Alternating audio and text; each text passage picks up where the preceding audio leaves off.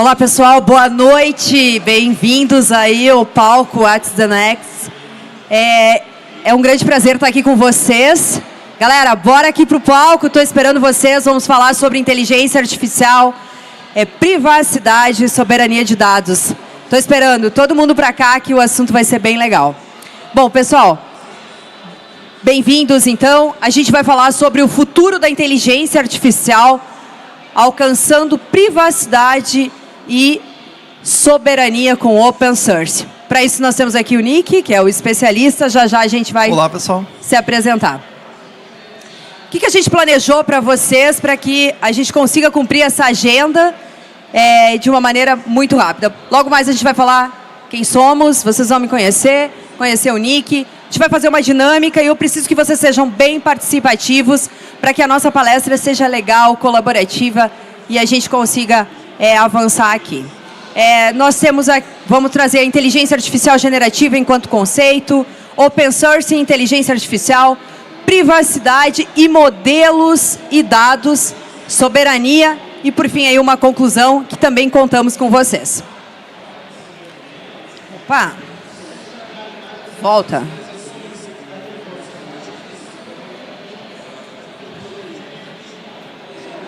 Só um pouquinho. Opa! Bom, pessoal, quem somos? Eu me chamo Aline Lúcia Depari, sempre tem que dar um probleminha na hora da apresentação, não poderia ser diferente. Estamos aqui para provar que a TI nos ajuda. Costumo me apresentar como uma empreendedora serial. Comecei a empreender com 24 anos. Quem é aqui na plateia que tem 24 anos? Até 24 anos? Está na hora.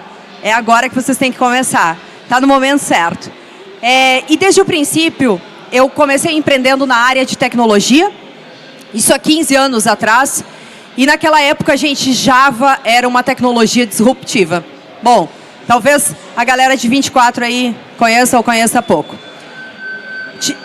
Tive a oportunidade de desenvolver uma empresa, também me utilizando da tecnologia de blockchain, desenvolvendo uma solução de identidade digital com a base de blockchain. E agora, à frente da Privacy Tools, enquanto CEO, nós somos uma Privacy Tech, a primeira Privacy Tech no Brasil, que ajuda aí mais de 600 empresas ao redor de todo o Brasil a cuidar de nada mais, nada menos do que os dados de todos nós, dos titulares. Então, com essa nova missão, e o meu objetivo aqui hoje é falar o conceito de inteligência artificial, mas mais do que isso, olhar para esse conceito sob a perspectiva de privacidade de dados. E junto comigo, e aí eu convido Nick, o palco é teu, te apresenta. Obrigado, Aline. Olá, pessoal, boa noite, tudo bem? Eu sou gerente de comunidade da Open Source Initiative. Quem aqui gosta de Open Source? Levanta a mão. Olha, tem uma galera aí. Então, estamos celebrando 25 anos de Open Source aqui nessa Campus Party. Open Source está por tudo, no teu celular, no satélite, nos carros. Open Source também está na inteligência artificial. E é isso que a gente vai discutir aqui nesse momento. Aline.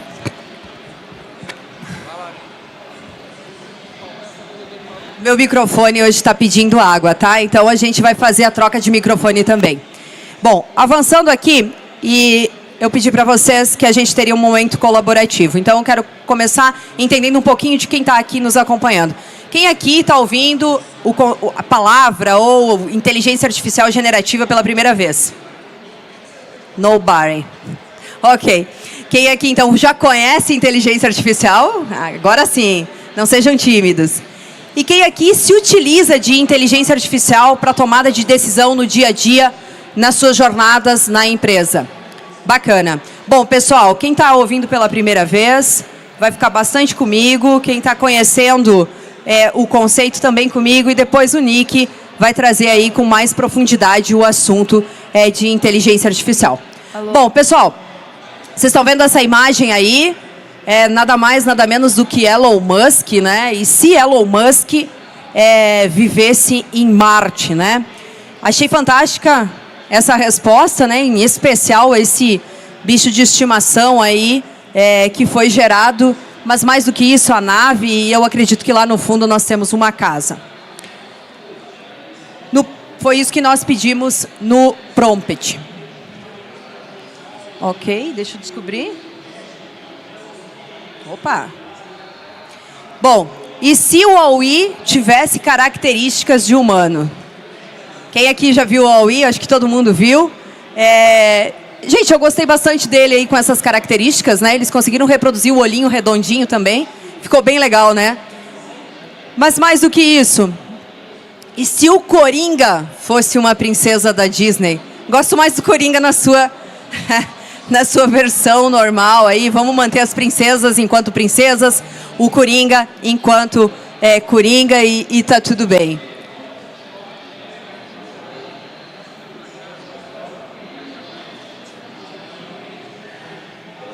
Ok.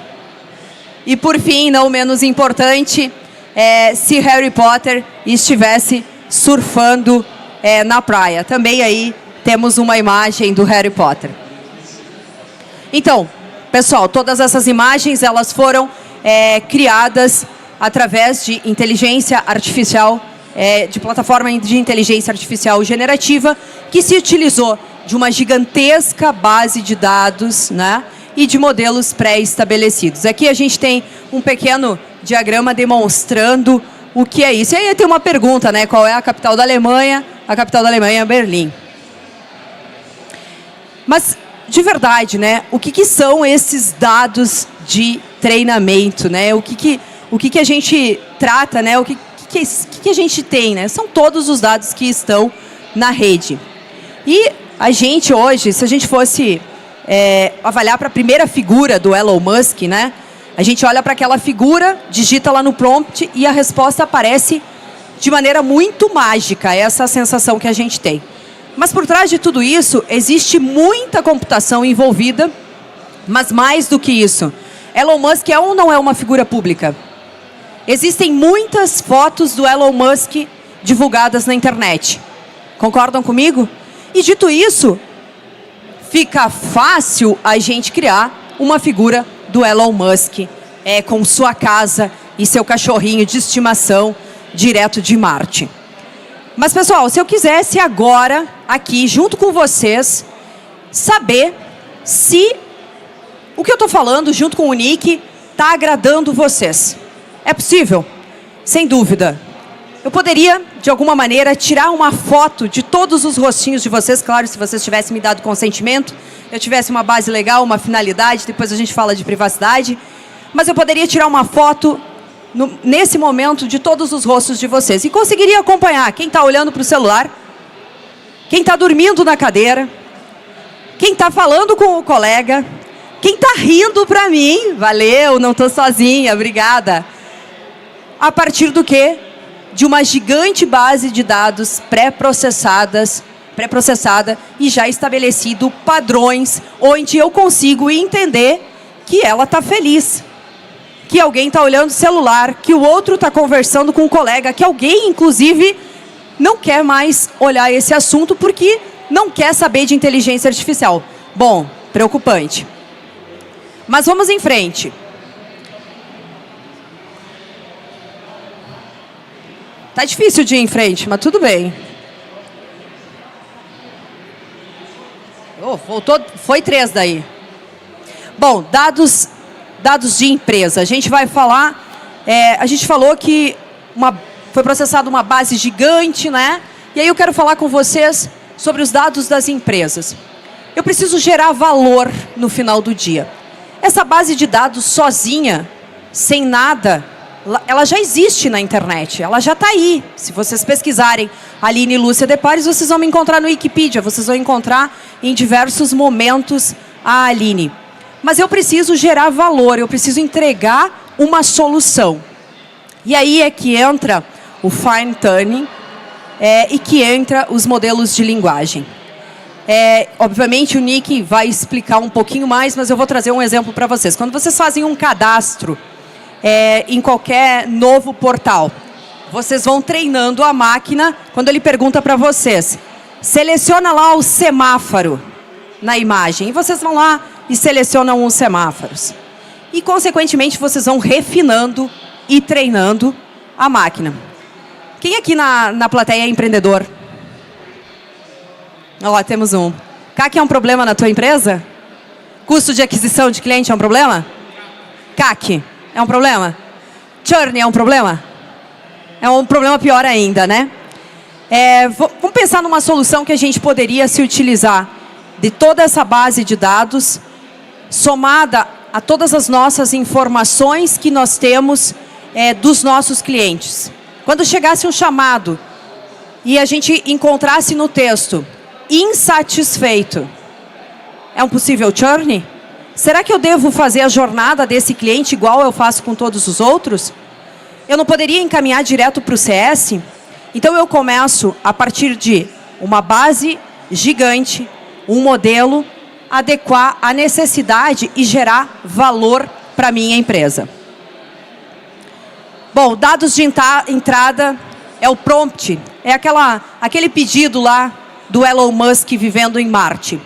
E aqui eu trago um ponto de atenção acerca de privacidade. Aqui nós temos o risco da gente levar para o mercado ou vazar alguma informação da nossa empresa. E se a gente, naquele prompt lá da imagem do Elon Musk, a gente só escrevesse Elon e Marte, a gente teria aquela imagem? Não, certamente não.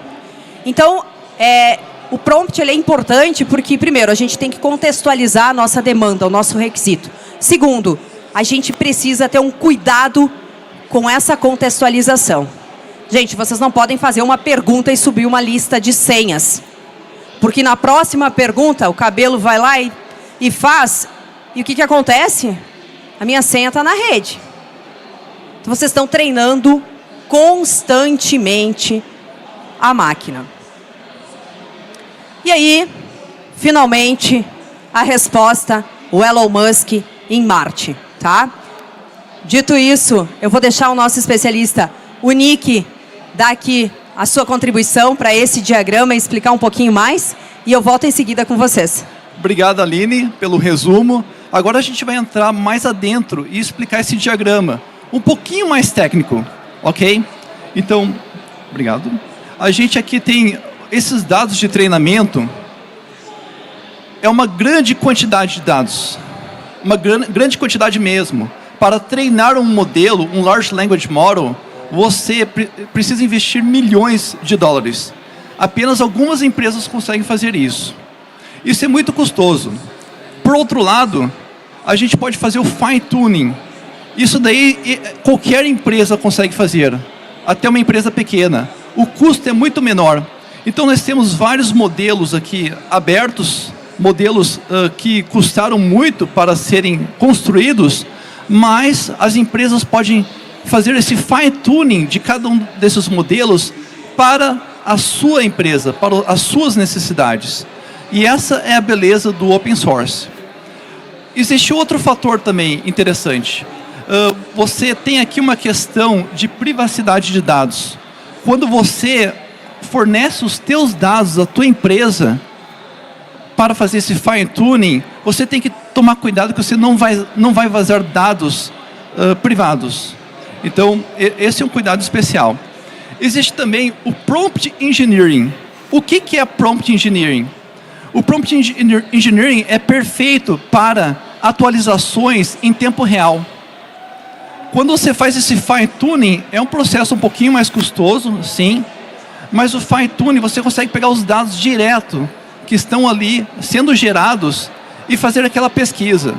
Eu vou pegar um exemplo, ok? Eu estou pesquisando a conversa que eu tive com a Aline na semana passada. Esse vai ser meu prompt. O que a gente conversou na semana passada, eu e a Aline? O fine tuning não vai ajudar nesse sentido, porque o fine tuning é um processo demorado. Por outro lado, o prompt engineering, ele consegue pegar os dados reais que estão sendo gerados na empresa e me fornecer uma resposta. Olha, você e a Aline estavam conversando sobre a apresentação que vocês iam ter na Campus Party. Então ele vai devolver isso. Existe outro fator bem interessante aqui, que é uma questão com relação ao controle de acesso. Quando você faz um fine tuning, todos os dados da tua empresa, eles vão estar ali no modelo. Então, quando alguém faz uma questão, qual foi a conversa entre você e a Aline? na semana passada, se eu perguntar, tudo bem, são informações que nós compartilhamos. Mas se um colega nosso perguntar, essa pessoa não deveria ter essa resposta, né? Então, com o Prompt Engineering, a gente consegue alcançar essa privacidade. Ele consegue dizer, olha, você não é nem a Aline, nem o Nick, então eu não posso fornecer essa informação. A Aline explicou justamente o cuidado com o prompt, não entre com informações pessoais, né? Informações sigilosas, e também com a resposta. Quando a gente usa o ChatGPT, o que a gente está fazendo? A gente está fornecendo os dados para um terceiro. E esse terceiro pode usar esses dados para treinar os seus modelos. A vantagem dos modelos abertos é que você tem total controle sobre esses dados, sobre o fluxo dessas informações. Você não precisa passar dados sigilosos para um terceiro. E essa é uma das grandes vantagens. Bom, vamos falar um pouquinho aqui o que é exatamente open source e inteligência artificial.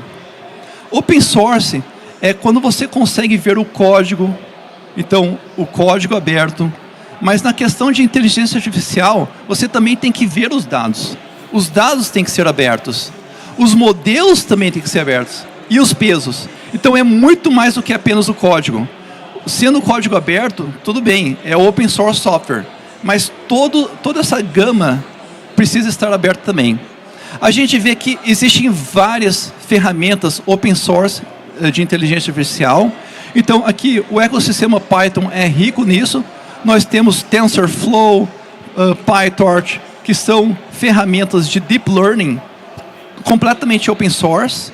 Nós temos também modelos fundacionais, então Elephant AI, Bloom, Lion, são modelos que estão disponíveis para vocês estudarem e modificarem e construírem em cima.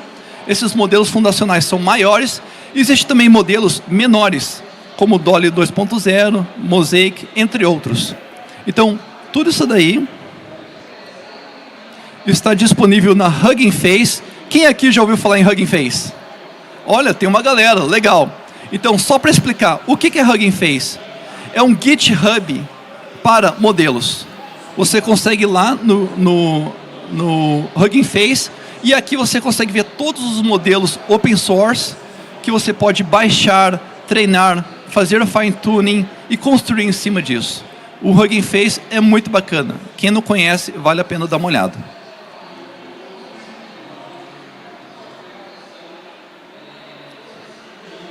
Passando para o próximo slide. Opa! Então, os modelos abertos oferecem uma série de vantagens. E isso é muito interessante para nós, usuários. Mas existem empresas que não estão gostando dessa ideia. Uma delas, esse é um documento que vazou de um dos engenheiros do Google, falando como os modelos abertos podem ser uma ameaça para os negócios deles. Porque a empresa OpenAI, a empresa por trás do ChatGPT, ela está buscando monopolizar esse mercado de IA, entre outras empresas. Então, se a gente analisar como eles estão se comportando, basicamente o CEO do OpenAI foi até o Congresso americano e falou: por favor, queremos mais regulamentação de IA. Por que ele iria pedir mais regulamentação? Por que ele iria pedir para dificultar a vida dele? É porque ele quer dificultar a vida para todas as outras empresas, principalmente startups e desenvolvedores. Tornar difícil empreender. A OpenAI é uma empresa grande. Ela consegue navegar essa regulamentação complexa. Startups talvez não consigam. E desenvolvedores certamente não. Então, é por isso que a gente está apostando em modelos abertos e lutando por isso, né? Para que, sim, regulamentação é importante. Nós precisamos de regulamentação na inteligência artificial, mas a regulamentação não pode impedir a inovação aberta e impedir os modelos abertos. Semana passada, a Meta, ou o antigo Facebook, lançou o Llama 2. Não é exatamente open source, mas porque tem algumas restrições comerciais, mas segue a mesma filosofia. E isso daí prova que empresas estão investindo nesse modelo mais aberto, em modelos de open source AI. Isso é fantástico. Vocês podem baixar o Llama 2 e treinar ele. Bom, vamos passar agora para a Aline para falar um pouquinho mais sobre privacidade.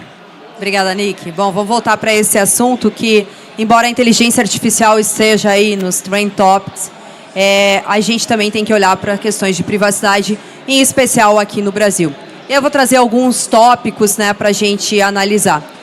O Nick falou muito bem da questão de open source e da gente explorar a inteligência artificial na nossa base. É justamente isso que a gente traz quando a gente fala de modelos de linguagem on-premise, ou seja, vou estar na minha base, tratando da minha infraestrutura, e isso, obviamente, minimiza, né, ou diminui aí alguns riscos. Pets, gente, não é a Look, eu tenho uma labrador, não se trata disso, já me perguntaram. A gente está falando aqui de plataformas que visam ajudar. Então, a gente está falando de criptografia, a gente está falando de data discovery, a gente está falando de mascarar, né, fazer a máscara nos bancos de dados. Tudo isso para que, no momento em que a gente estiver trabalhando, né, ou fazendo qualquer busca, a gente tenha um cuidado muito grande em relação aos nossos dados. Vou fazer só um ponto aqui para vocês. Digamos que a gente esteja desenvolvendo uma solução de pesquisa para ajudar na descoberta de uma doença degenerativa ou câncer. Eu preciso compartilhar o nome, o CPF, os dados do paciente, tipo sanguíneo, endereço e tudo mais? Não, porque na verdade a gente vai avaliar um padrão de imagem, modelos de imagem. Então, eu preciso cada vez mais cuidar da minha base, dos meus dados e trabalhar com essa minimização, né, do envio de documentos e do tráfego de documentos que são sigilosos e que vão afetar a privacidade. Anonimização, enfim, diversas tecnologias que ajudam nesse processo dentro das nossas companhias e das nossas soluções também.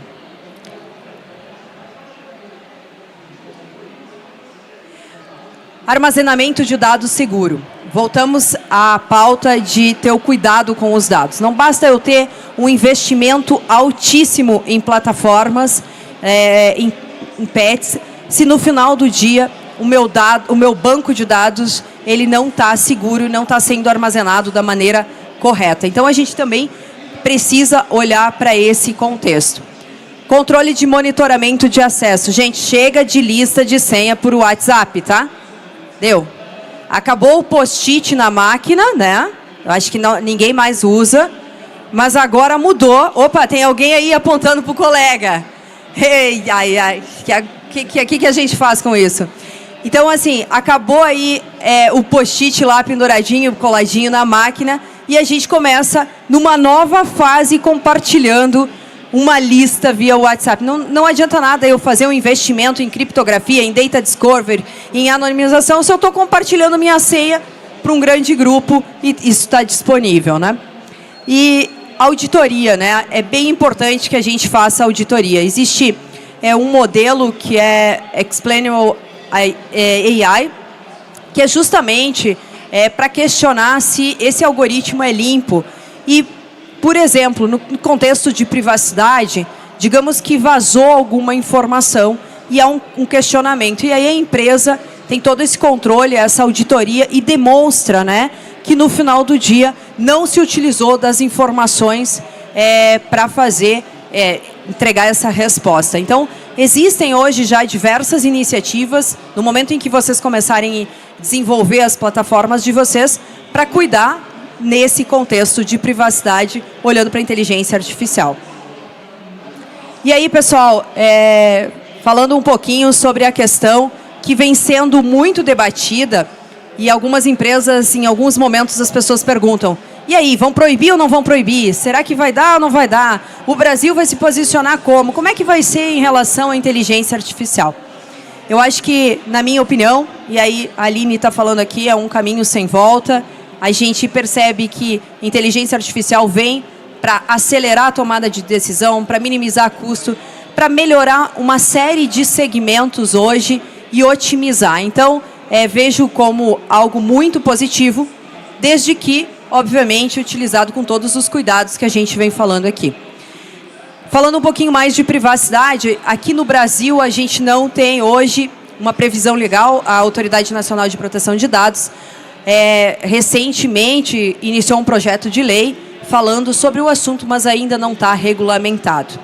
No entanto, a GDPR já se posiciona. Vocês podem dar ou não consentimento para que as plataformas utilizem os dados de vocês como dados de treinamento e desenvolvimento aí, de inteligência de máquina. Então, eu queria dizer isso para vocês.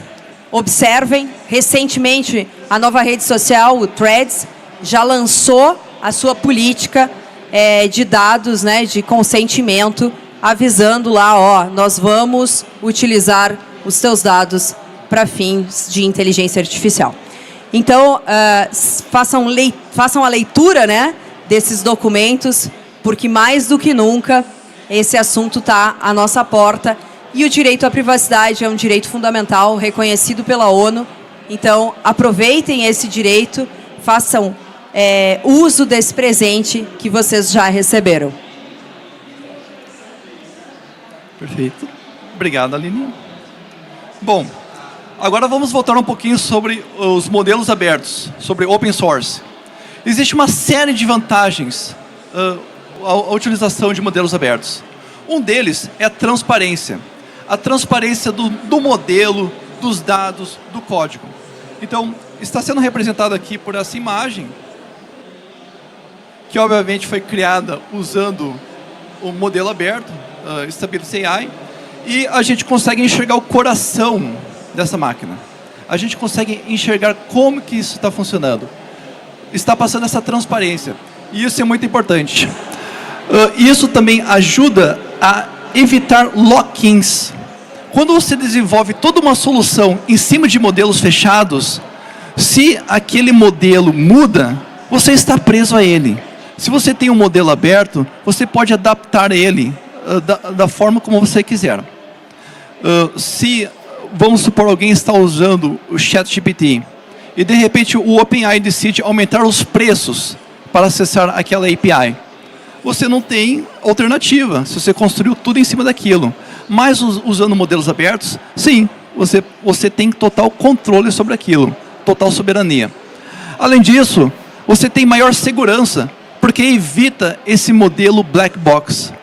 Você consegue enxergar o que está acontecendo e se está fazendo alguma coisa diferente ou que não seja correta, né? E também, obviamente, evita o vazamento de dados. Você não precisa fornecer esses dados utilizando uma API e vazar esses dados. Você tem o controle do teu modelo na sua empresa, no seu celular ou no seu PC. E mais interessante ainda é a questão da customização. Quando você usa modelos abertos, você consegue customizar aquilo da forma como você quiser. De todas as maneiras. Se você quer criar alguma coisa voltada mais para a saúde, você pode trabalhar aquele modelo. Se você quer trabalhar mais na parte de finanças, também. Então você tem total controle sobre aquele modelo. Bom, outras vantagens dos modelos abertos é a questão da colaboração. Como é tudo aberto, você pode conseguir uma comunidade de desenvolvedores para te ajudar a colaborar. Então, e não só uma comunidade de pessoas ao redor do mundo, mas parceiros da sua empresa. Eles vão conseguir enxergar aquilo e trabalhar melhor aqueles modelos. Isso vai ajudar na diversidade. Não importa que empresa que você seja, você nunca vai conseguir reunir mesmo que a tua equipe seja fantástica, você nunca vai conseguir reunir as melhores mentes. As melhores mentes são totalmente imprevisíveis. De repente tem alguém lá no interior do Brasil que vai ter aquele insight que vai ajudar a melhorar o teu sistema. Então, isso é o que o modelo aberto permite. Ele permite que uma comunidade global ajude a melhorar a tua ferramenta, o teu sistema, o teu modelo. E, com isso, você ganha inovação, essa interação rápida, uma comunidade global, trabalhando em cima dos seus modelos abertos e criando. E é justamente isso que a gente vê no Hugging Face. Existem milhares de modelos que estão surgindo nesse momento, nesse ano. Toda semana tem modelos novos surgindo. Tudo isso graças a modelos abertos.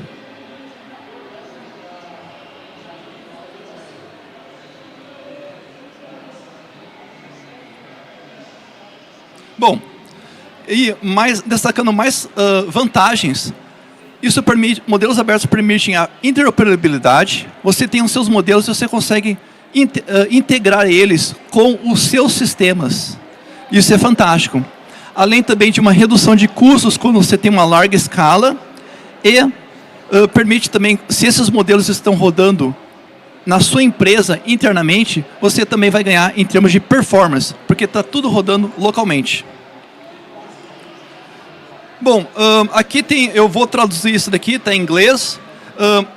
Essa pessoa aqui, o Ahmed, ele é o CEO da Stability AI, que tem uma valuation de 4 bilhões de dólares. É uma das principais empresas que está promovendo Open Source AI. E uma das perguntas aqui, um comentário que ele tem é o seguinte: tá, mas se o modelo é aberto, o modelo é gratuito, como é que as empresas vão ganhar dinheiro com isso? É justamente nisso. Toda instituição governamental, toda instituição financeira, bancos, escolas, saúde, todas essas entidades, elas vão ter o seu próprio modelo, que são auditáveis, que são seguros. Quem é que vai dar suporte a esses modelos? Aí existe uma oportunidade que ele falou que está na ordem de trilhões de dólares. Então, vale a pena vocês estudarem esses modelos abertos e, se vocês querem empreender, vocês podem pensar em um negócio para ajudar essas empresas com seus modelos abertos. Bom, conclusão, vamos comparar os modelos proprietários e modelos abertos. Na verdade, essa é uma comparação injusta, porque eu sempre vou defender os modelos abertos. Mas vamos lá. Os modelos proprietários, existe o risco de vazamento de dados, eles são restritos, né? Eles são pouco customizáveis, os dados são obscuros, eles trabalham nesse conceito de black box, e você se torna dependente, existe esse lock-in. E é claro que tudo se torna muito homogêneo, são poucas empresas que vão monopolizar isso. Por outro lado, os modelos abertos, eles oferecem uma melhor privacidade. Você pode rodar esses modelos on-prem ou na nuvem, usando tecnologias de Privacy Enhancing Technologies. Você vai ganhar soberania, a sua empresa ou você como indivíduo, você vai ter total controle sobre esses modelos. Você vai poder customizá-los e vai poder integrar ele com o seu sistema. E além, é claro, de toda a colaboração que isso vai permitir.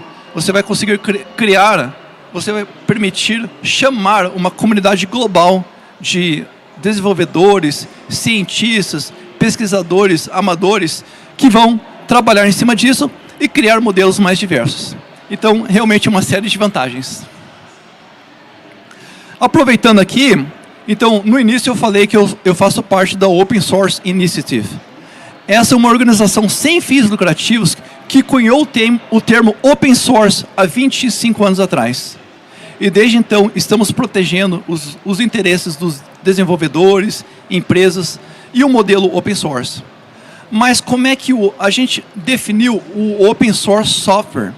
Mas como é que o Open Source, como é que ele é definido nesse mundo de IA, de inteligência artificial? E é justamente nesse ponto em que vocês podem colaborar. Vocês podem entrar aqui nessa página, opensource.org/deepdive, e ali participar de um processo aberto para definir o que é Open Source AI. Todos estão convidados para participar. Pessoal, chegando ao...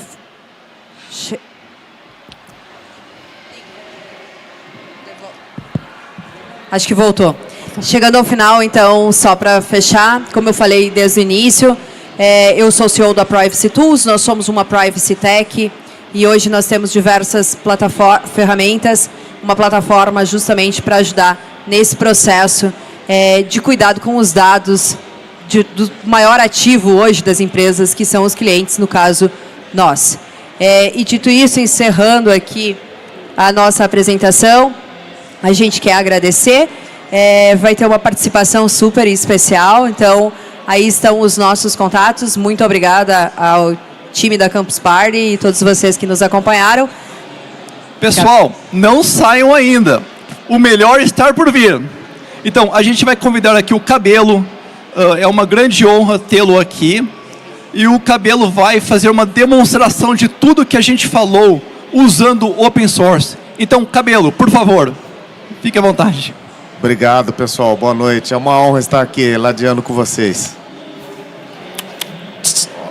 Pessoal, honrar, hein? Bom, pessoal, muito bem colocado por eles. O meu objetivo aqui é mostrar para vocês que o Open Source é bom e possível. Tá? Está ao alcance de todos. E a minha especialização hoje, eu estou muito focado em visão computacional, biometria, Linux otimizados para processamentos de IA. E houve uma convergência com tudo isso que eu estudei há quase 30 anos, que é a IA generativa.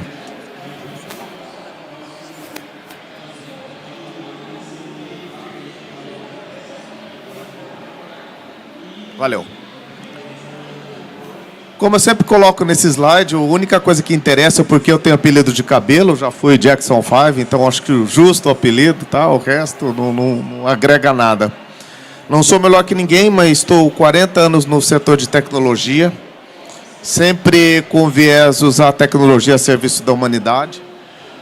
E o único recado que eu deixo aqui é que nós temos que escolher o que nós amamos na vida. Quando a gente faz o que ama, a gente passa 1/3 da vida, teoricamente, trabalhando, 1/3 para os outros afazeres, banho, almoço, jantar, demais os outros 8 horas dormindo, em média. Então, 1/3 da nossa vida, se você faz o que ama, você acaba se diferenciando inevitavelmente. Tá. O que é? O que eu estou falando? O que é essa IA generativa? Muito mais, e mais ainda, Open Source. O Stable Diffusion é um software livre, é um software de código aberto que utiliza Deep Learning para geração de imagens.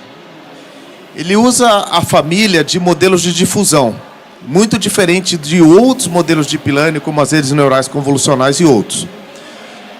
E o tão importante quanto isso é que essa solução, além de ser excelente, ela é open source e trabalha com a licença MIT. Hoje você vai lá no GitHub, você tem todas as licenças, o que é possível, o que não é possível, você pode usar, você pode modificar o código.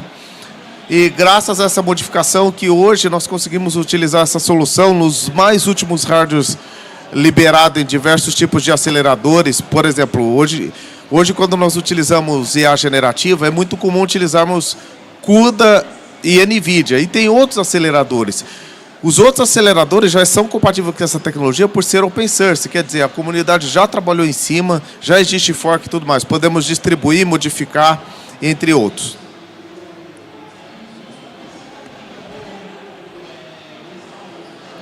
Poxa, eu não fiz o cursinho avançado.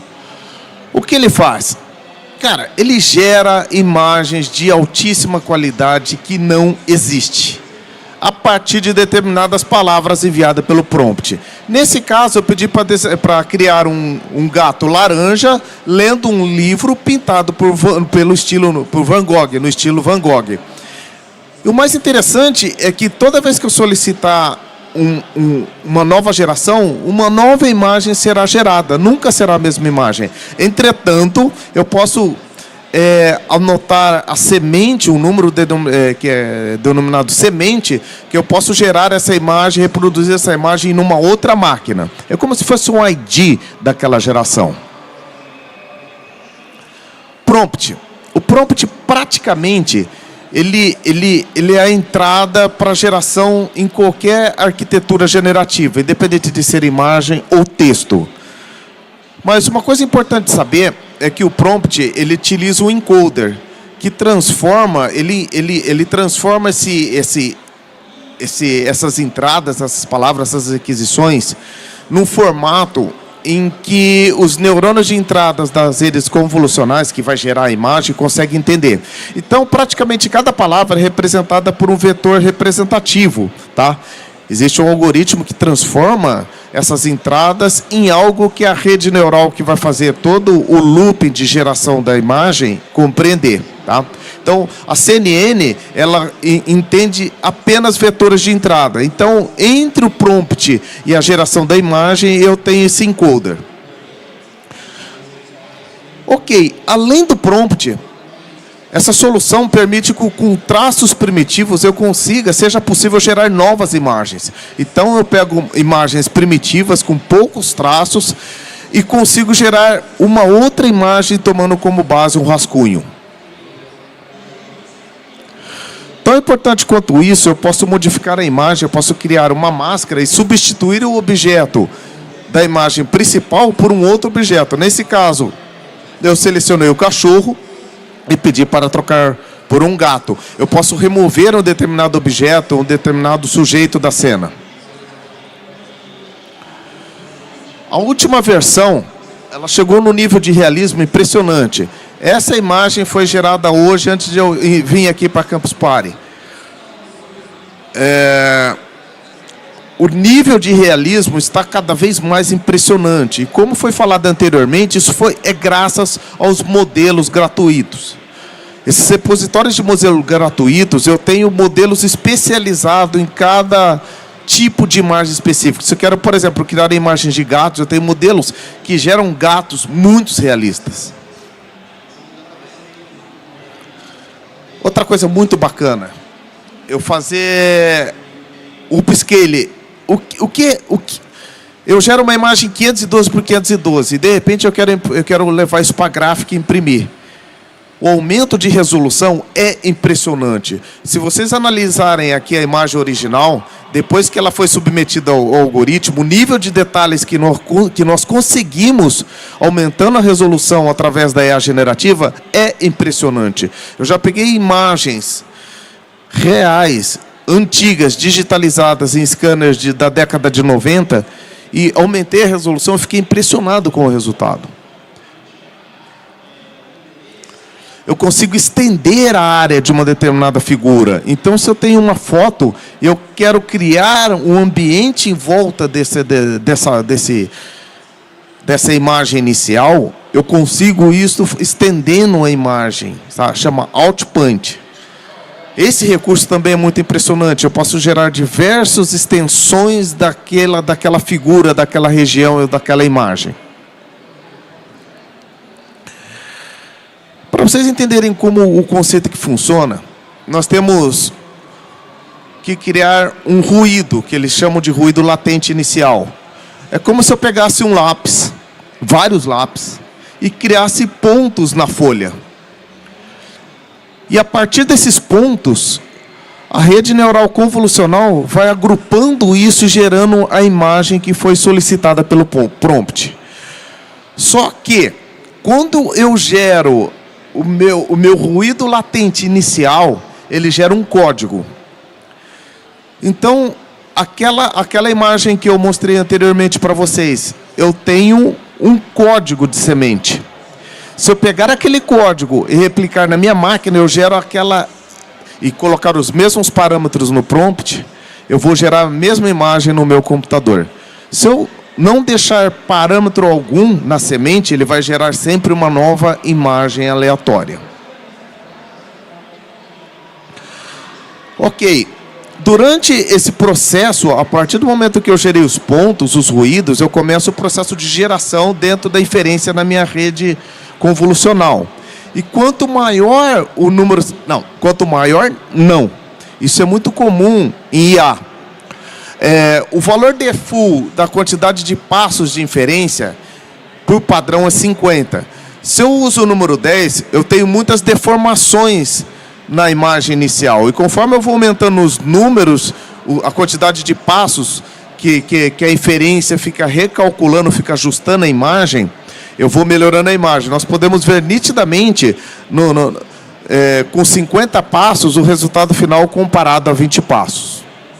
Então, a quantidade de inferência é muito importante para eu conseguir obter uma determinada qualidade. Então, é importante quanto isso. Acima de 50, muito acima de 50, a imagem começa a não ficar tão boa, ela começa a ficar deformada. Nós temos um outro parâmetro, denominado CFG, que ele mostra o quão importante é o prompt. Se eu colocar 0, significa que o prompt... ele vai ignorar, a geração da imagem vai ignorar tudo que está escrito no prompt. Se eu coloco 100, se eu coloco 10, desculpa, ele vai praticamente seguir, ele não vai gerar nenhuma variação além daquilo que foi solicitado no prompt. O valor adequado é 7, porque ele não fica nem tão rígido com relação à demanda do prompt, mas também ele acaba usando um pouco a intuição e a imaginação para gerar novas imagens. O prompt negativo é o que eu não quero, o que eu não desejo que seja gerado na imagem. Então, quando eu não coloco o prompt negativo, eu tenho a primeira coluna.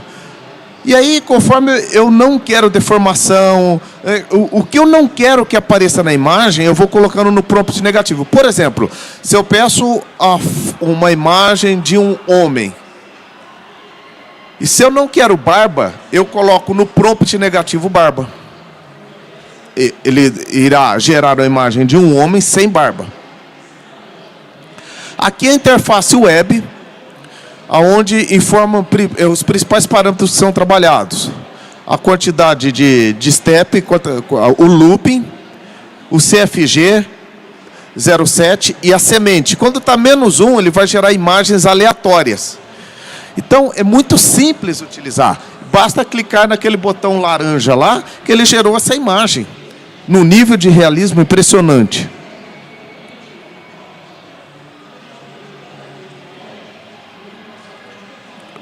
Perdão.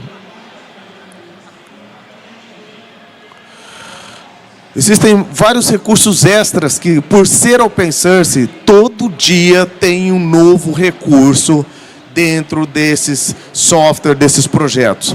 O que eu fico mais impressionado é a capacidade de gerar QR Codes com estilos. É impressionante. Quem quiser testar, pode testar, consegue ler o QR Code. Ele tem uma margem de erro maior que o QR Code convencional, mas compreensivelmente. Tá?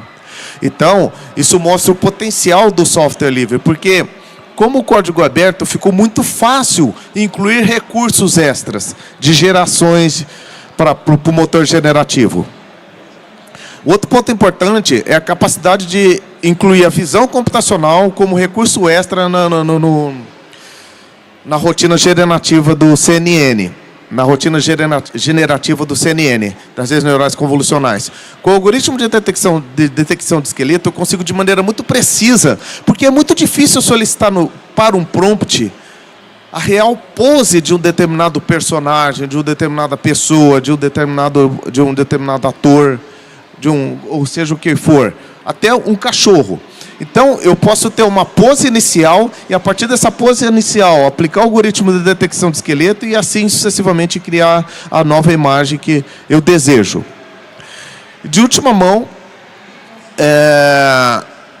existem muitas deformações, como vocês podem ver, esse rosto, existe uma deformação no rosto. A visão computacional, nós podemos utilizar recursos extras para focar todo o custo computacional na área que foi gerada com deformação. E o melhor, tudo isso automático. Até a semana passada, eu teria que usar o recurso chamado InPaint, eu teria que desenhar a área que estava deformada e pedir para o motor generativo regerar a imagem, a face que estava deformada. Um ponto importante é o custo computacional. Cada vez mais nós devemos estar atentos às linguagens de programação, como eu sempre falo, Python, as linguagens de alto nível, são 75 vezes mais ineficiente energeticamente. Com a quantidade de IA que vem surgindo, se nós não utilizarmos linguagem mais baixo nível, nós precisaremos de uns 3 ou 4 planetas para conseguir sustentar todas essas IAs. A solução para tudo isso, inclusive nessa solução open source, já utiliza o OneAPI. Tá? É uma tecnologia nova. E essa tecnologia, ela já existe um fork, uma variação desse projeto utilizando o OneAPI. O que significa isso? O OneAPI é uma solução de código aberto, open source, também criada pela Intel, para rodar qualquer solução de inteligência artificial em qualquer tipo de GPU, CPU, acelerador. Então, assim, nós não estamos gerando um aprisionamento tecnológico, é computação heterogênea. Eu sempre compartilho esse slide aqui para motivá-los. As pessoas, nós brasileiros, acostumamos sempre achar que não somos capazes. Eu não estou aqui para me auto-edificar e falar assim, um brasileiro no interior, pé vermelho, afrodescendente, foi o primeiro a obter a certificação OneAPI no mundo. Não foi alemão, não foi indiano, não foi norte-americano, não foi chinês. Então, é possível. Se eu conseguir, qualquer um consegue. Brincadeiras à parte, resiliência. Foquem nos seus estudos. A diferença, você fará a diferença e o resultado vem normalmente. Fiquem atentos a todos os pendrives que o mercado estão disponibilizando. Eu posso, por exemplo, pegar uma máquina que não possui um relativo poder computacional, plugar esse pendrive porque ele é um acelerador neural. Eu consigo processar inteligência artificial numa máquina que não tem esse digamos assim, esse recurso. E tão importante quanto isso, às vezes eu não preciso de tanta performance em termos de tempos. Cara, se eu levar 4 segundos, 3 segundos, tudo bem. Então, às vezes, é muito mais interessante usar esse tipo de tecnologia do que eu ficar toda hora trocando de equipamento.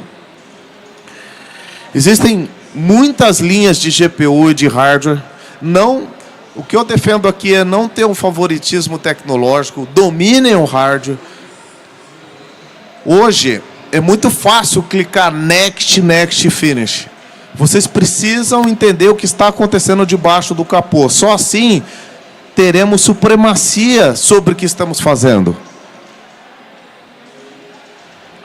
Quando eu falo em explorar o hardware, eu sou Global Innovator Intel, mas isso não me privou da Intel me mandar hardware de concorrente. Aqui é um i9 de 12ª geração, faz um ano isso, 12ª geração. Uma NVIDIA. Esse i9 tem nativamente um acelerador neural. E se eu usasse o software de maneira convencional, eu teria lá um certo desempenho que está em todas as revistas quando surgiu esse hardware. Eu fiz uma compilação especial para trabalhar com esse hardware. Falei, olha, estou compilando a biblioteca de OpenCV, as bibliotecas de visão computacional, Torque, TensorFlow e afins. Tem muitos brinquedos legais aí para fazer inferência matemática. E utilizando uma compilação especial, reconhecido pela OpenCV, pela NVIDIA e pela Intel, homologado por todos os engenheiros, esse brinquedo gerou 1.500% de eficiência. O processamento foi 1.500% a mais. Por quê? Porque eu compilei um software específico para essa máquina, terno sobre medida. E tudo isso que eu mostrei para vocês está ao alcance de todos. Se eu tenho uma placa NVIDIA, basta eu digitar a primeira linha de cima, vocês não precisam nem entender. Tá? Na verdade, eu estou fazendo o download de um determinado script e executando ele automaticamente. Após a execução, basta eu executar o comando de baixo, que eu já tenho tudo isso funcionando no meu computador e posso acessar na interface web. Caso eu esteja usando uma placa de vídeo Intel Arc, que é relativamente nova, não foi tão difundida no mercado, mas como o software tem código aberto, ela já foi implementada para Intel Arc. O que muda é eu tenho uma mudança de comandos porque não foi unificado essas mudanças no projeto principal. Eu posso fazer o download do projeto com o git clone, entro na pasta e rodo o comando abaixo. Aquele comando está falando que eu vou usar os recursos do XGP, que é o quê? XPU, desculpa. XPU são as GPUs da família Intel. Então, eu estou colocando esse slide para desmistificar. Não é difícil colocar o brinquedo para funcionar. Claro que, se eu quero desenvolver algo, se eu quero contribuir com o projeto, eu quero entender, quero implementar, quero modificar, claro que eu tenho que entender o que está rodando debaixo do capô. Mas, na contrapartida, com 2 linhas ou 3 linhas, eu tenho todos esses recursos no meu computador. E o ponto importante, a linha de baixo, se eu tenho um bom processador sem GPU, eu consigo executá-lo com desempenho muito bacana também, porque essas 3 últimas linhas de baixo, ela é otimizada para a linha de processadores sem GPU NVIDIA. Então, assim, tem para todos os sabores, todos os hardwares, e é daí para melhor. Pessoal, sempre falo que o grande passo evolutivo da humanidade é quando ela descobrir que colaborar é melhor que competir. Porque quando a gente colabora, a gente atrai amigos. Quando a gente compete, a gente atrai inimigos. Críticas e sugestões, cabelo@opensuse.org. Sempre menciono, só não vou falar que eu sou fake, isso não dá para melhorar. O resto eu prometo melhorar o meu trabalho. As minhas pesquisas estão no blog assuntonerd.com.br. Muito obrigado. Acho que tem uns minutinhos para perguntas, se for possível. Obrigado. Muito obrigado aí, Cabelo. Bom, pessoal, muito obrigado aí. Aline, por favor. A gente gostaria de agradecer a todos. Então, estamos aí com modelos abertos muito poderosos. A questão da privacidade também, super importante. E ficamos aqui à disposição, se tiverem questão, fiquem à vontade para vir conversar com a gente. Muito obrigado e boa noite aí, pessoal. Boa festa aí.